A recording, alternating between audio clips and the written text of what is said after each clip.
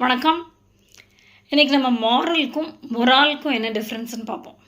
மாரல்ங்கிற வேர்டோட add பண்ணும்போது அதோட pronunciation மாறிடுது, மீனிங்கும் மாறிடுது. மாரல்ங்கிற வேர்டு எல்லாருக்கும் தெரிஞ்சது தான்.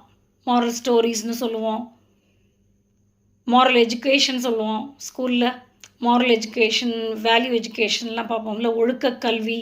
ஸோ மாரல்ங்கிறது ஒழுக்கம் சம்மந்தப்பட்டது, அறம் சார்ந்தது. நம்மளோட moral duty, this is morally correct, morally ராங்லாம் சொல்லும்போது வேறு எதுவும் லா அதை என்ஃபோர்ஸ் பண்ண தேவையில்லை, நம்மளுக்கே தெரியும் இது சரி இது தப்புன்னு.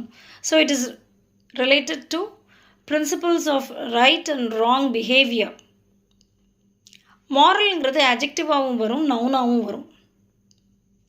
Moral stories, moral duty, moral application சொல்லும்போது மாரல் அட்ஜெக்டிவாக இருக்குது. What is the moral of this story அப்படின்னு கேட்டால் அங்கே மாரல் நவுனாக இருக்குது. மொரால்னா என்ன? ஒரு இண்டிவிஜுவலோடைய கான்ஃபிடென்ஸ் லெவல், இண்டிவிஜுவலோ குரூப்போ, அந்த கான்ஃபிடென்ஸ் லெவல், ஸ்பிரிட், அதுதான் மொரால்னு சொல்கிறோம். அதுவும் ஒரு கஷ்டமான சூழ்நிலையில்.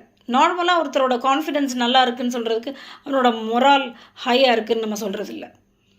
ஒரு மோசமான நேரத்தில் அவனோட கான்ஃபிடென்ஸ் நல்லா இருக்குது அப்படின்னா ஹிஸ் மொரால் இஸ் ஹைன்னு சொல்லலாம். ஒரு டீம், அதுவும் ஒரு ஸ்போர்ட்ஸ் டீம் 2-3 தடவை வரிசையாக அடுத்தடுத்தாப்பில் ஜெயிச்சுக்கிட்டே இருக்கிறாங்க அப்படின்னா the morale of the team is high after the recent விக்ட்ரிஸ்ன்னு சொல்லலாம்.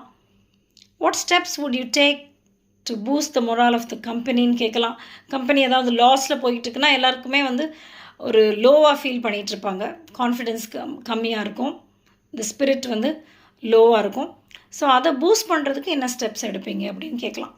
ஸோ நீங்களும் இந்த மாரல், மொரால் இந்த 2 வேர்ட்ஸையும் யூஸ் பண்ணி காமெண்ட்ஸில் சென்டென்சஸ் எழுதுங்க, நான் செக் பண்ணுவேன்.